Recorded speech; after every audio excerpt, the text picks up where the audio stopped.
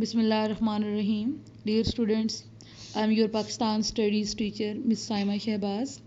Our today's topic is economic deprivation of the Muslims in India. यानी कि India में मुसलमानों की मुआशी महरूमी। तो अभी हम बात कर रहे हैं 1857 की जंग आज़ादी के बाद और पाकिस्तान बनने से पहले के मुसलमानों की मुआशी हालत के बारे में। तो स्टूडेंट्स, जैसा कि आपने 7th क्लास का सिलेबस पढ़ा और डायरेक्ट अभी आप 9th क्लास का सिलेबस जो है वो आपने स्टार्ट कर दिया है, तो आपके लिए सबसे पहले तो ये जानना ज़रूरी है कि 1857 की जंग आज़ादी जो है वो क्या चीज़ है। तो first of all I will discuss the war of independence 1857. In 16th century, the British traders established East India Company for the purpose of trade. The Mughal Emperor Jahangir facilitated the company and exempted it from the various trade taxes, which made British happy, and they built many trade centers in India.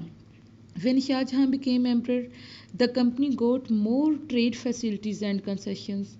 After the death of Aurangzeb, the later Mughal king were weak and lost control as a central authority due to internal weaknesses.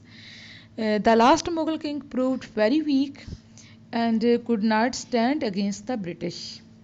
तो बच्चों, जैसा कि अभी हमने पढ़ा कि 16th century में जो ब्रिटेन थे वो तजारत की गरज से इंडिया में आए। यहाँ पे उन्होंने अपनी एक तजारती कंपनी ईस्ट इंडिया कंपनी के नाम से बनाई और इस कंपनी में के ज़रिए वो तजारत के साथ साथ जो है अपना असर और रसूख इंडिया में बढ़ाते चले गए और यहाँ तक कि उन्होंने बादशाह उस वक्त मुगलिया बादशाह के दरबार में जो है आला ओहदे हासिल कर लिए और आखिर एक दिन वो आन पहुंचा कि आखिरी मुग़ल बादशाह जो हैं बहादुर शाह ज़फ़र अंग्रेज़ों के इशारों से हुकूमत करने लगा। तो जो 1857 की जंग थी उसकी जो रीजंस थी उनमें से the main causes of the war were political, social, economical, military and religious. The main event which became the immediate cause of the war was refusal of sipahies to use grease covered cartridges. यानी कि Indian army को जो कारतूस इस्तेमाल करने के लिए दिए जाते थे वो पिग और कौ की जो फैट है उससे लुब्रिकेट किए जाते थे और उस कारतूस को सिपाहियों को मुंह से खोलना पड़ता था। और चूँकि मुस्लिम जो आर्मी थी, मुसलमान आर्मी में जो लोग थे उनके लिए पिग एक जो हराम जानवर था और उस कारतूस को मुंह से खोलना वो अच्छा नहीं समझते थे, अपने मज़हब के ख़िलाफ़ समझते थे। और इसी तरह जो कौ था, गाय, वो इंडियंस के लिए एक मुक़द्दस जानवर था और वो उसकी जो चर्बी है उस के इस्तेमाल शुदा कारतूस को जो है मुंह से खोलने को अच्छा नहीं समझते थे। यही वजह है कि हिंदुओं और मुसलमानों की आर्मी ने मिलकर ब्रिटेन के ख़िलाफ़ बगावत शुरू कर दी और जो इसका आगाज़ बाकायदा वो हुआ 23 जनवरी 1857 से। तो first of all, deprivation of jobs.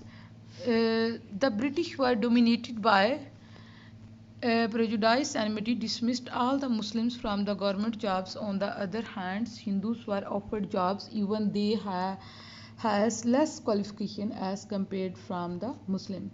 जैसा कि हमने पहले पढ़ा, जब अंग्रेज़ ने जंग जीत ली और हिंदू और मुसलमान हार गए तो हिंदुओं ने इस जंग की तमाम तर रिस्पॉन्सिबिलिटी जो है वो मुसलमानों पर डाल दी और उनका कहना ये था कि अंग्रेज़ों के ख़िलाफ़ जंग जो है वो मुसलमानों ने की है और यही वजह थी कि मुसलमानों को अंग्रेज़ों की दुश्मनी जो है वो ज़्यादा जो फेस करना पड़ी।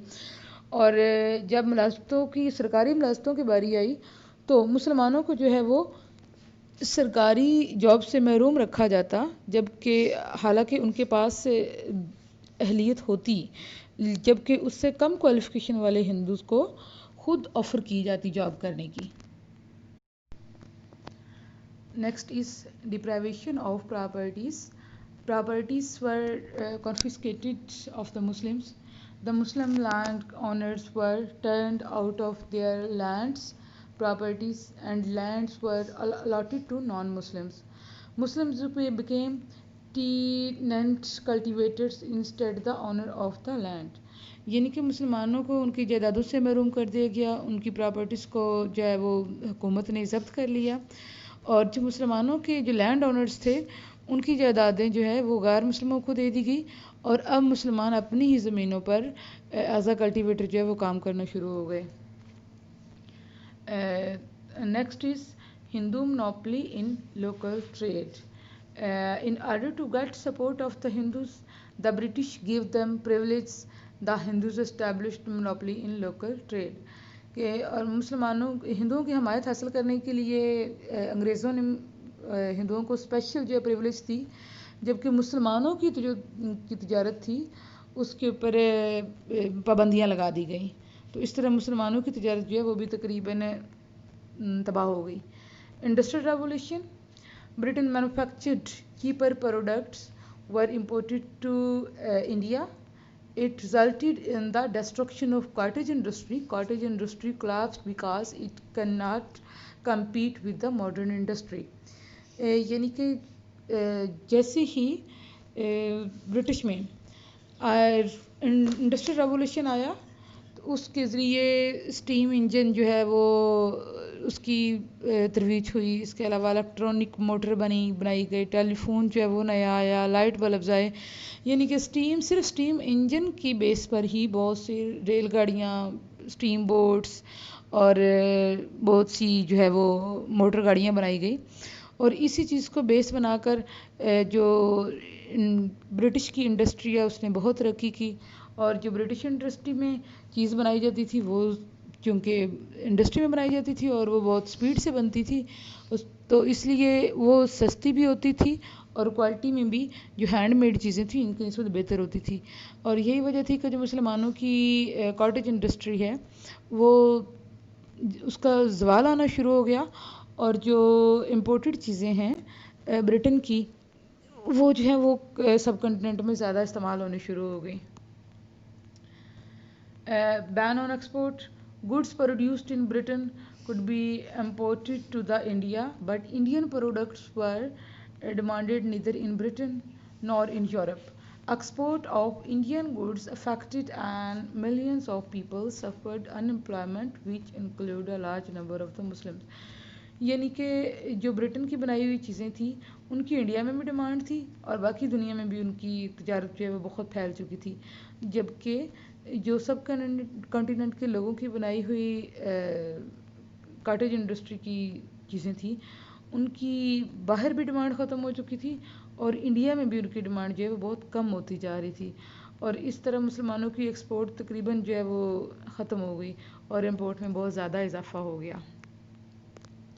تو بیٹا یہ جو ابھی ہم نے پڑھا ہے اس میں ہم نے کیا پڑھا کہ 1857 کی جنگ آزادی کے بعد مسلمانوں کی معاشی حالت کیا تھی، مسلمانوں کو کیسے انگریزوں اور ہندوؤں نے مل کے جاب سے محروم کیا، ان کی جائیدادیں ضبط کر لی گئیں، اس کے علاوہ مسلمانوں کی تجارت کو کس طرح ختم کیا گیا، مسلمانوں کی کاٹیج انڈسٹری جو ہے وہ کیسے زوال پذیر ہوئی، اور اسی طرح مسلمانوں کی جو ہے ایکسپورٹ اس کا بھی خاتمہ کر دیا گیا۔ تو یہ ہم نے ریڈنگ کی ہے پاکستان اسٹڈی کی بک کے پیج نمبر 8 اور 9 کی، اور یہ ریڈنگ ہے ڈیٹیلڈ کویسچن نمبر 9 کے پارٹ اے کی۔ تو بیٹا اس کو آپ نے، یہ پارٹ اے ہے، اس کو آپ نے بہت اچھے طریقے سے یاد کرنا ہے، اور اس سے پہلے بھی 2 کویسچنس کی میں ریڈنگ کروا چکی ہوں، تو انشاءاللہ جب ہمارا چیپٹر کمپلیٹ ہوگا تو آپ کا ٹیسٹ بھی لیا جائے گا۔ تو اوکے بچوں، stay home, stay safe, and Allah حافظ۔